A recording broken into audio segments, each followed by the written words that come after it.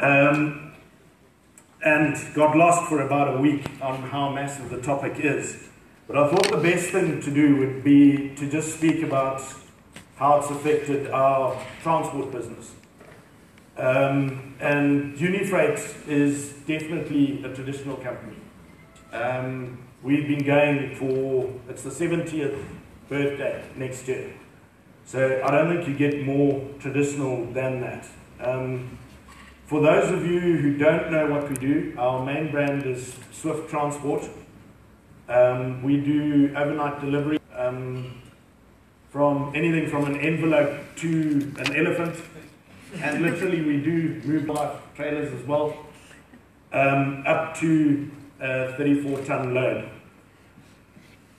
And obviously, having come from 70 years ago, I've still got an old machine on my desk that had a manual calculator, that even that was new technology if you go back in our history of where we've come from. So with how the internet has affected us, I think we can talk with a bit of authority.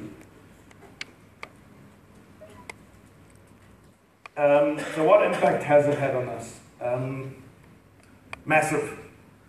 Internet must be one of the biggest disruptors the world has ever seen. I actually don't know if there's a better, I couldn't find a better example. But talking about disruptors, so steam trains were disruptors to the horse-drawn carriage. Henry Ford with his Model T then was a disruptor to the steam train industry and the magnates of the time then. So if you compare those two with what the internet has done as a disruptor, I mean, it's turned everything on its head. But that said, in our traditional business, it hasn't really changed a lot of what we do. It has definitely had a big impact on a portion of our business, on the courier side. About 25% of our business is courier, so that's anything under 20 kgs is what we class as courier. And obviously the post office as well, with the advent of email. As someone else said earlier, the only people that want physical documents these days are the lawyers. So we've seen a massive downturn in moving documents around. But paradoxically, though, with that going down, the internet and e-commerce has opened up massive new opportunities. The likes of Amazon, Zappos, and you can just go on and on. But I'll come back to that a little bit later of where we're going with that. So just some very quick things of the massive differences that have come in our business. Geolocation and Google Maps it's almost been a game changer for the transport industry. And you wouldn't imagine a small, well, it's not that small, it's very clever technology. But apart from just helping us monitor our vehicles, so we can monitor speed and kilometers done that no one's lying to us, there have been massive savings from that. It's improved safety. We just no longer have speeding, or most of the time. But more importantly, it's the service we've been able to give our clients, in that through the internet, before the internet, all we could rely on was the driver telling us where he was. And they are notorious liars anyway. Their job in life is to steal fuel and lie about where they are. Where now we can actually give our clients access to our site, and they know where their cargo is on our trucks, properly tracking it, which, yeah, it's been a huge selling point for us.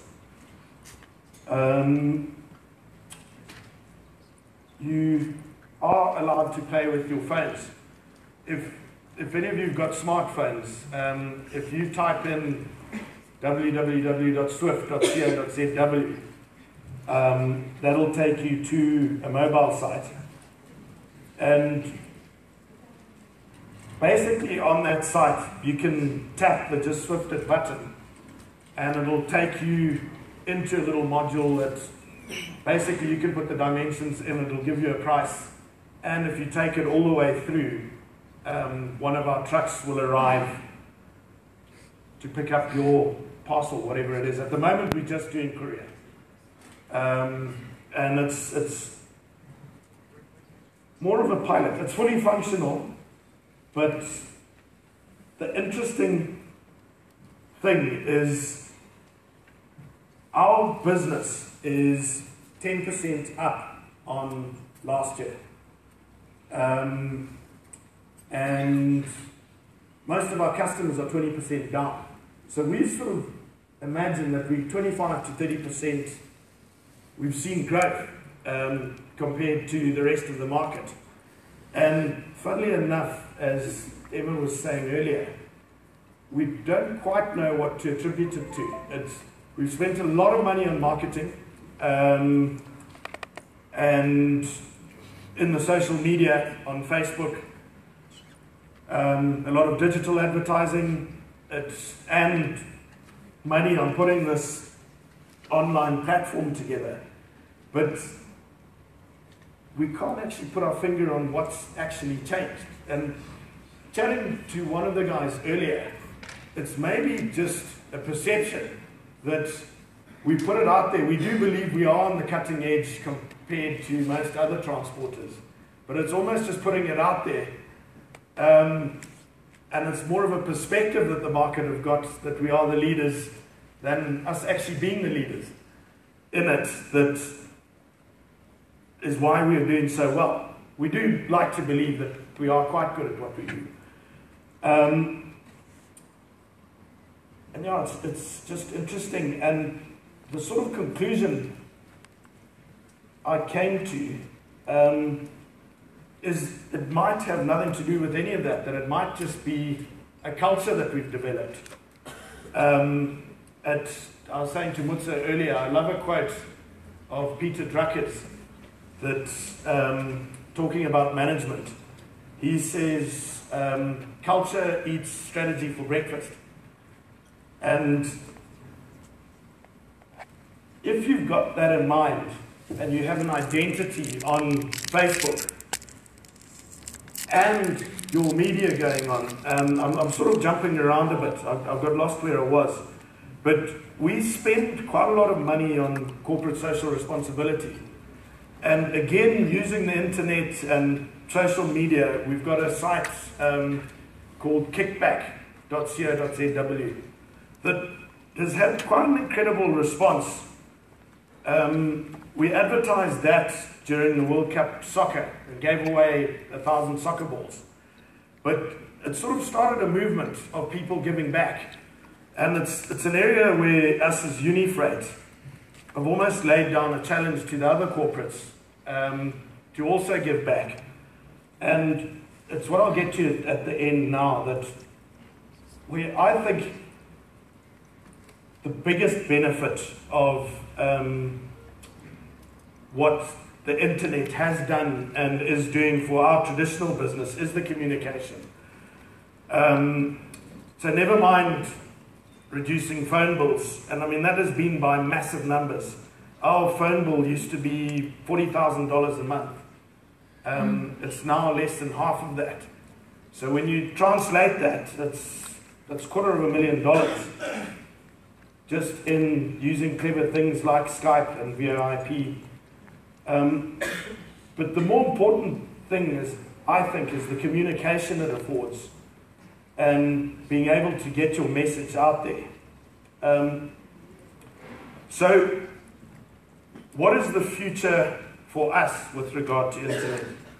And I think what most of the audience here will be interested in, our vision, is we want to be part of Africa's answer to Amazon.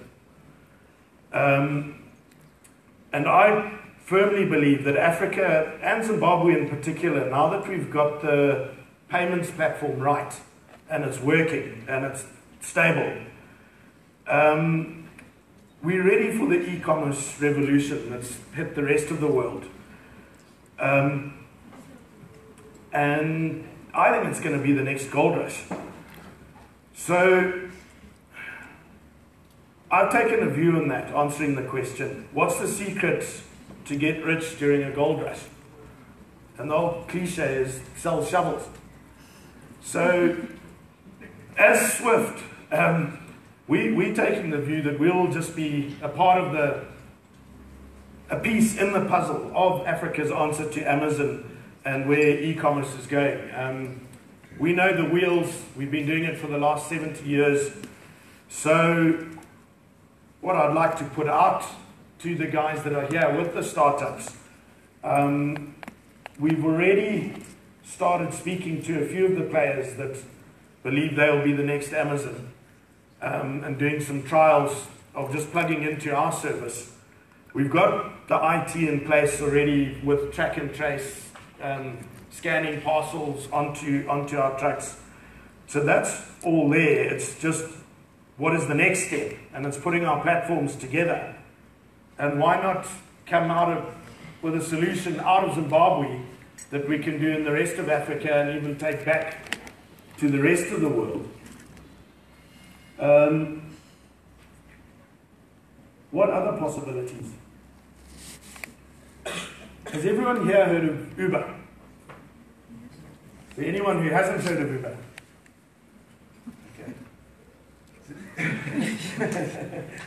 He's an Uber geek. How many people have actually used Uber? Now, I had the privilege of being on business in Joburg a few weeks ago, and hadn't really looked at Uber much or like even investigated it, which ironically is probably one of the biggest threats to Unifreight and Swift. But anyway, I used the service, and it sounds like my trips are a bit like your tea party was last night. And it's just the most incredible service that with the geolocation, the car's right there, picks you up, an absolutely incredible experience. So since then, I've been doing quite a lot of research, and there is already Uber Cargo in Hong Kong, where van, exactly the same concept. You order the van, it arrives, and they'll come and pick up your parcels. Are they going to replace Swift? No, not yet. But it definitely is a threat. And again, could be something that is developed on top of Swift's traditional wheels, that we'd be very open to working together with someone. The problem I see with Uber is it's so easy to duplicate that at the end of the day, someone's going to need to own a portion of the wheels for it to really work. Or it's going to end up being so cheap that the drivers don't want to do it anyway, as Lyft and all the other guys want to take over. But I was wondering, is anyone in the audience actually working on an Uber type thing in the startups? Well, you're not going to tell us yet. But if you are, please get hold of me. And just talking about that, there's been a little bit of talk today of people in startup mode looking for finance, looking for partners. It's definitely something we as Unifreight would be open to. We're not going to be your angel finance, that's for sure. But I do believe we own a big piece of that puzzle, that it would make sense if you're going down that road to come and have a chat and see what we can put together. It's definitely not a space we're looking to own. And we would rather be the guys with the shovels facilitating a whole lot of startups on top, and we will just do the door-to-door delivery.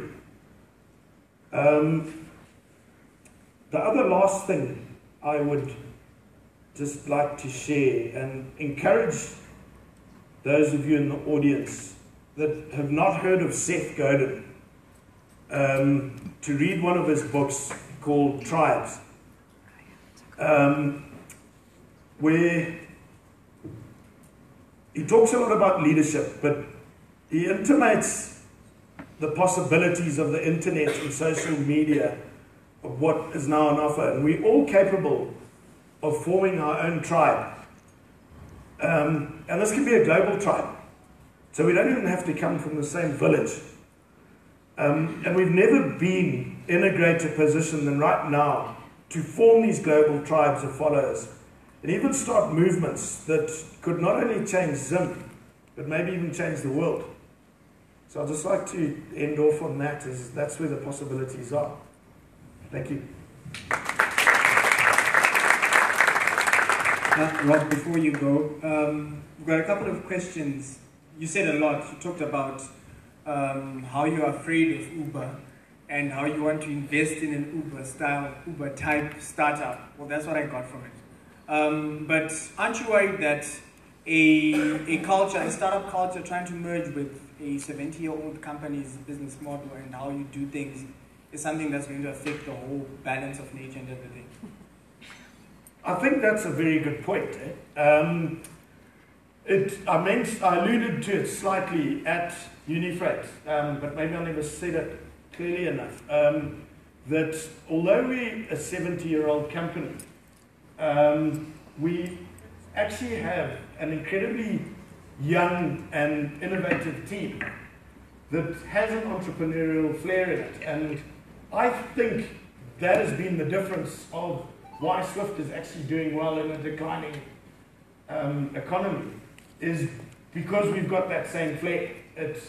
We've let the young minds run free, and I think you've got to move with change.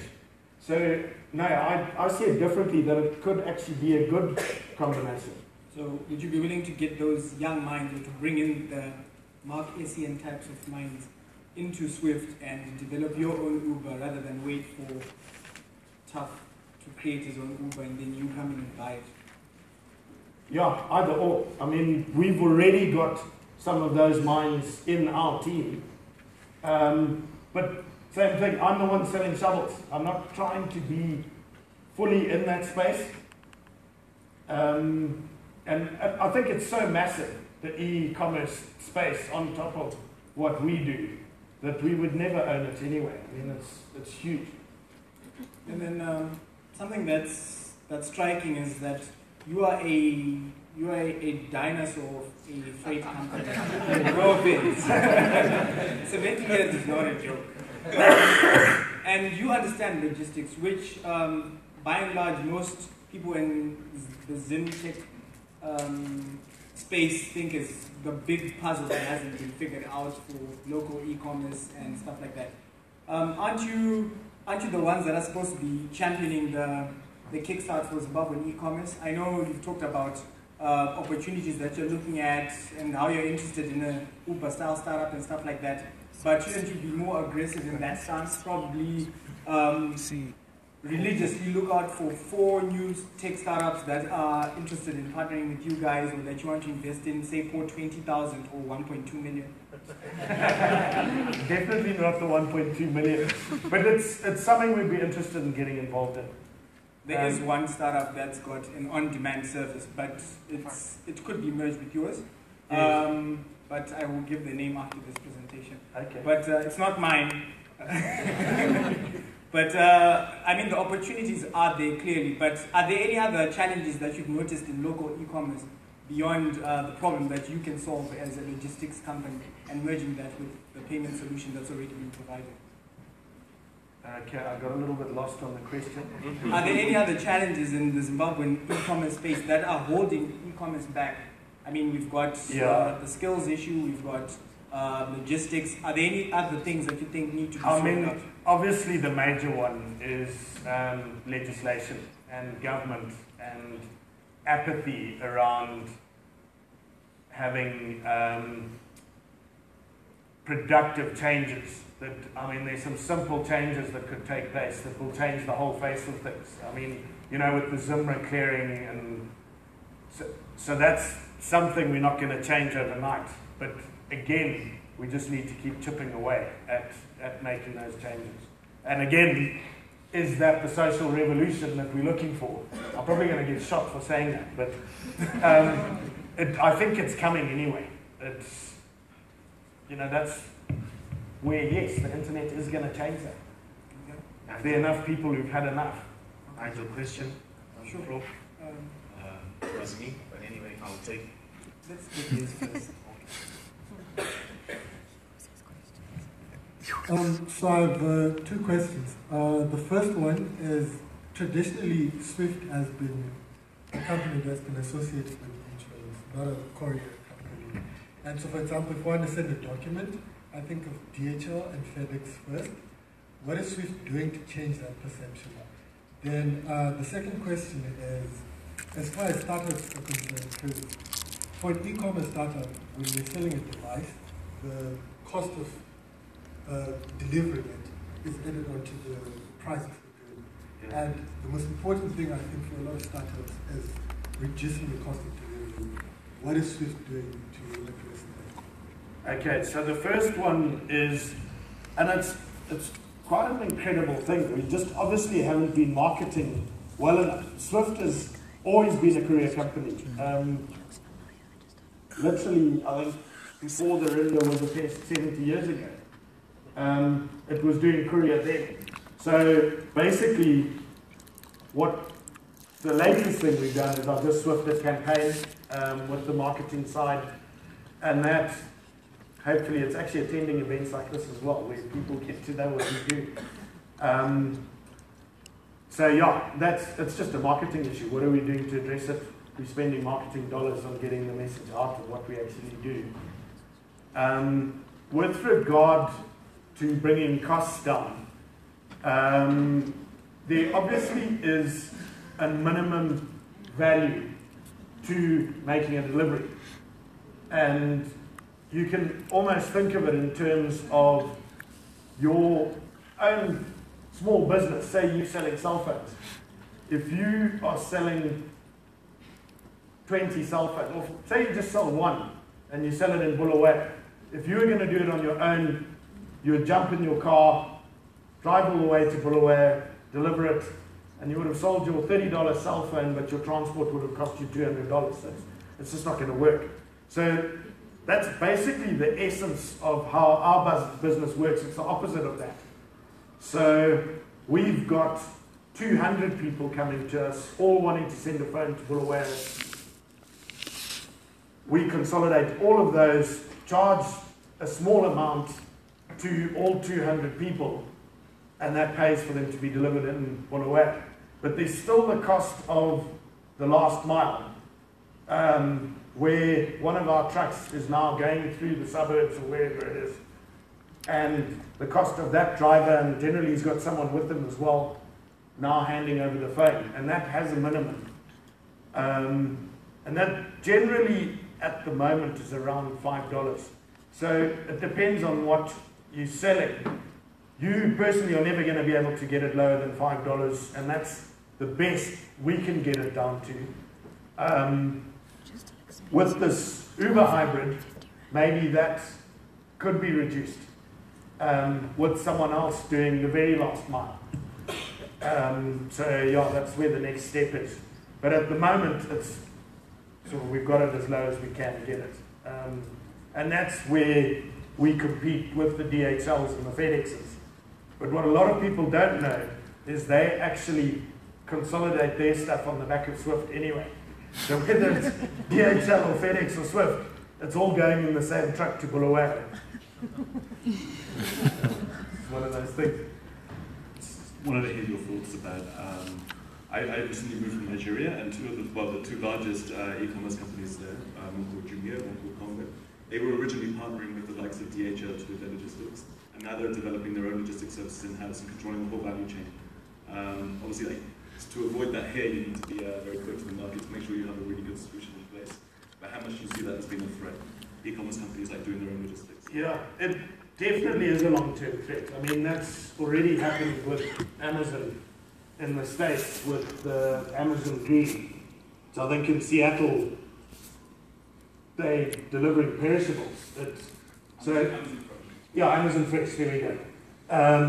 So they've turned it all on its head. I mean, it's a complete disruption I think it's a very long-term game. I mean, and again, we were talking earlier that a lot of these things might not happen in our lifetimes. So it's sort of, yes, it's a threat, especially in Zimbabwe, not in the short term. And it's just mentioning that around transport. We have a joke that there's no sport like transport, but it's an incredibly tough game. That we're lucky to have the IP of 70 years of doing it, but to go and start a transport company as a greenfields project is just, I wouldn't even do it because of the nightmare of putting that together. So yeah. I think it's because there's no reliable solutions in place. I think here it's different. Like, you have an established company. I think that's the big. Yes, yeah. So we'll take one last question from William. All right, I'm going to make it a double barrel.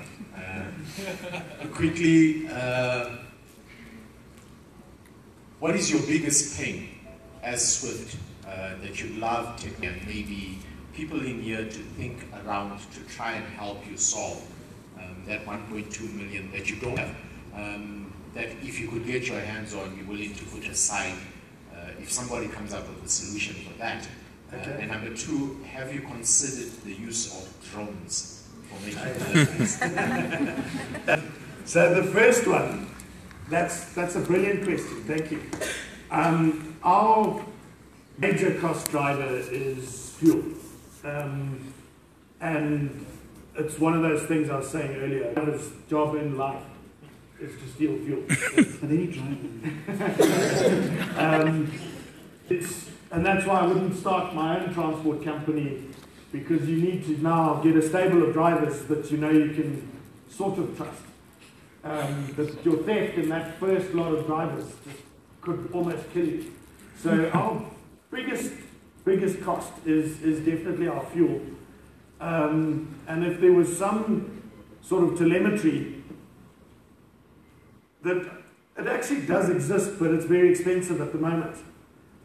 So a cheaper version of the telemetry that controls fuel coming out of the truck, would be a good road to go down. And just coming up with clever options around fuel management. So again, we've looked at lots and lots of solutions with RFID, and the driver's got a tag, the truck's got a tag. The RFID, the fuel will only go in once it touches.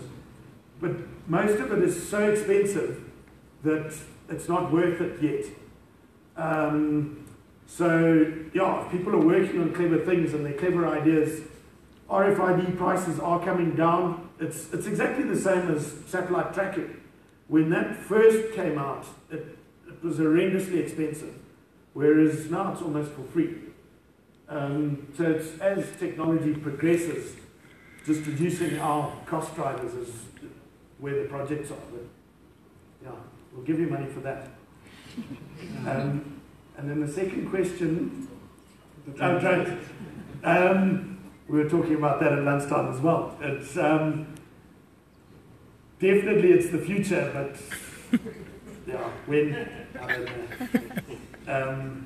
And someone even commented, do they want to be alive when there are drones looking over our back wall and spying on us? And I think that happens already as well anyway. But so in Swift plans, not in the near future. Thank you very much, Rob. That was a very detailed